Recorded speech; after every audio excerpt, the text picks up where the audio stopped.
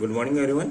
मैं सिर्फ नितिन सिंह राजपूत आइए वेलकम करता हूँ आप सभी का आज के इस वीडियो में। तो स्वागत है सभी का क्लास 10 का power sharing CBSE class 10 lesson number 1। Question है why Sri Lankan Tamils feel alienated. तो ओसवाल के क्वेश्चन आंसर बैंक से ये क्वेश्चन पढ़ रहे हैं हम लोग। Why Sri Lankan Tamils feel alienated, alienated keep aloof. Why Sri Lankan Tamils feel alienated, तो एलिनेटेड क्यों फेल हो रहा था श्रीलंकन तमिल्स को, आइए इसको हम पढ़ते हैं। Government adopted majoritarian measures to establish Sinhala supremacy in 1956। An act was passed to recognize Sinhala as the only official language. This disregard Tamil. Sri Lanka के अंदर सरकार ने मेजोरिटेरियन मेजर अपनाया जिसकी तरह सिंहाला को सुपरमेसी दिया।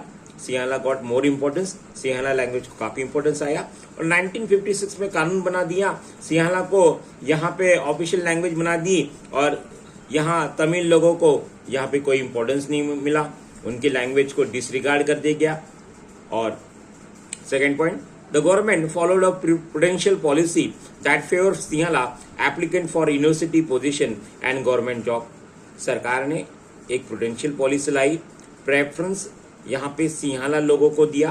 सिंहाला जो एप्लीकेंट है, जो लोग कैंडिडेट है, इन लोगों को यूनिवर्सिटी जॉब दिए, गवर्नमेंट जॉब दिए।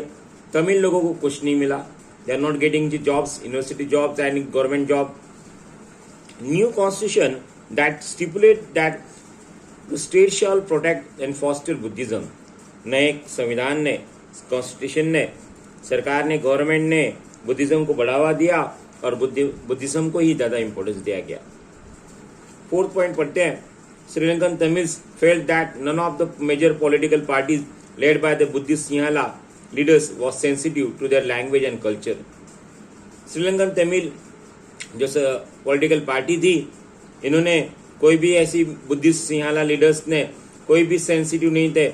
मतलब श्रीलंकन तमिल्स को लगा कि ये जो पॉलिटिकल पार्टी हैं जो बुद्धिज्म को बढ़ावा दे रही है, ये जो बुद्धिस्ट सिंहाला लीडर्स हैं, ये हमारे लैंग्वेज या कल्चर से इनको कुछ लेना देना नहीं है। They are not ready to accept और डिस्कस और any point of view. Fifth point, as a result relation between Sinhala and Tamil community that strain over time and soon turn into civil war. Result क्या हुआ, सिंहाला और तमिल लोगों community के अंदर जो relation थे वो टूटते गए और समय के साथ में आखिर में उन लोगों में सिविल वॉर में टर्न हुआ। सो अगला question, what are the main 3 demands of Sri Lankan Tamils. Sri Lankan Tamils की 3 डिमांड्स कौन सी थी। सो क्वेश्चन आंसर पढ़ते हैं। Demands of Tamils, recognition Tamil as official language. तो तमिल लोग जो थे वे चाहते थे कि उनकी भाषा, जो श्रीलंकन तमिल थे वो चाहते थे कि श्रीलंकन तमिल को ऑफिशियल लैंग्वेज बना दिया जाए। इक्वल अपॉर्चुनिटी तमिल लोगों को मिले, Tamil people should get university job, Tamil people should get educational institutions में जॉब मिले। So provisional autonomy Tamil dominated provisions की हो, जहां तमिल लोगों की पॉपुलेशन ज़्यादा है वो एरिया में तमिल लोगों को रिजर्वेशन दिया जाए। और अगला क्वेश्चन है, compare different ways in which Belgium and Sri Lankan have dealt with the problem of cultural diversity। देखो बेल्जियम लीडर्स ने यहाँ रीजनल कल्चरल डाइवर्सिटी है कैसे पहचाना। They amendment constitution for 4 times.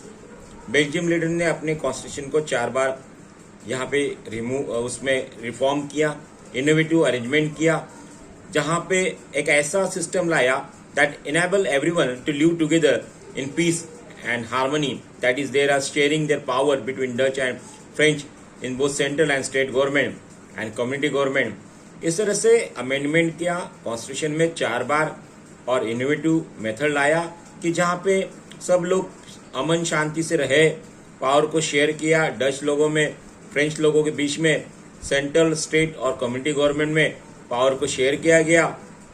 They followed the policy of accommodation. इस तरह से यहाँ पॉलिसी लाया गया, डच लोग, फ्रेंच लोग अमन शांति से रहे।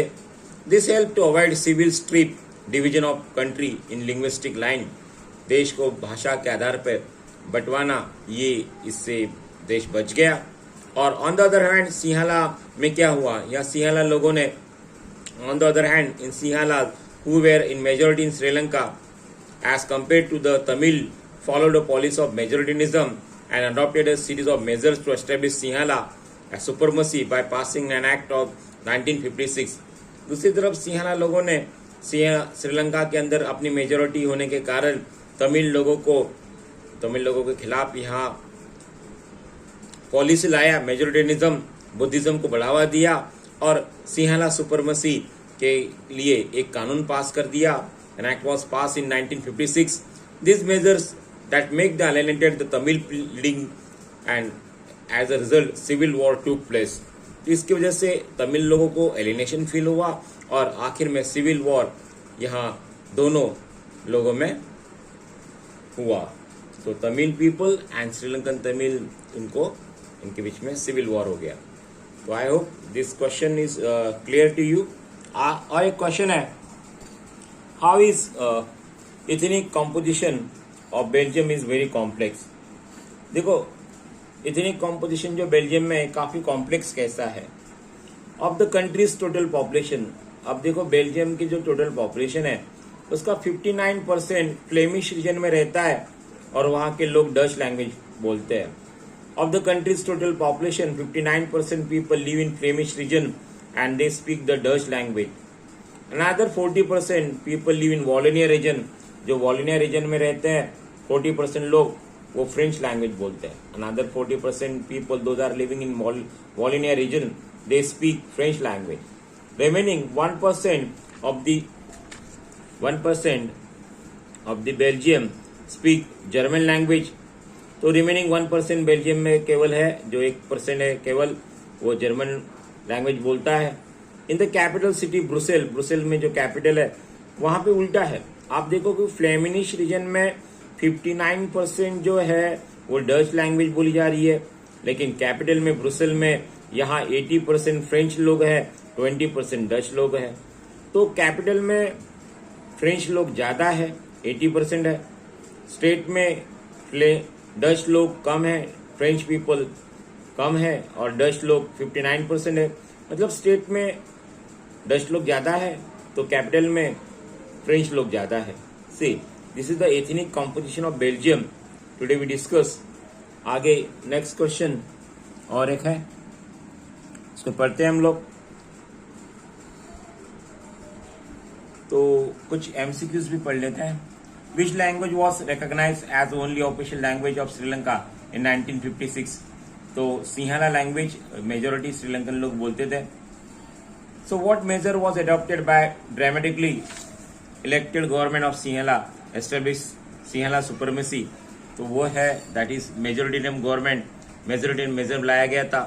When was सिंहाला recognised the official language of Sri Lanka. तो श्रीलंका में 1956 में ये सिंहाला लैंग्वेज को ऑफिशियल लैंग्वेज बना दिया था। So one more question we will read. How majoritarian measure increase the feeling of alienation among Sri Lankan Tamils। देखिए श्रीलंका आजाद हुआ, Sri Lanka got independent। How majoritarian has increased the feeling of alienation among Sri Lankan Tamils। Sri Lanka became independent in 1948. It immediately adopted measures to impose Sinhala supremacy। Sri Lanka देश आजाद हुआ 1948 में और तुरंत ही उन्होंने सिंहाला सुपरमसी ये major लाया। The Tamil fell alienated, no respect for recognition was given to their language, culture and religion. Tamil लोगों को अकेलापन महसूस हुआ क्योंकि यहाँ ना ही उनके लैंग्वेज, कल्चर और रिलीजन को रिस्पेक्ट मिला। They began to struggle for equality in jobs, entry to university, recognition for their language and culture। See, here we are discussing that how Sri Lankan Tamil people, they feel alienated, they are not getting job, equality for job, entry the university में उनको entry नहीं मिल रहा है, उनके language को, their language is not considered as the official language, so no respect for language and culture। So in this way, no job, no language importance, culture importance, this make them think that only Sinhala supremacy is more important। Slowly there was conflict in the minds of the people and that change into demand for their regional autonomy. So Sri Lankan Tamil feel now alienated. Now they slowly demand for their own recognition. हमारे identity, हमारी पहचान, इसको भी कोई importance होना चाहिए. और धीरे धीरे उनकी डिमांड अपनी रीजनल ऑटोनॉमी, जहां हमारा पॉपुलेशन ज्यादा है, प्रोविजंस में हमें सेपरेट एलएम चाहिए, ऐसे demand. So the Tamil were grouped together, the north and east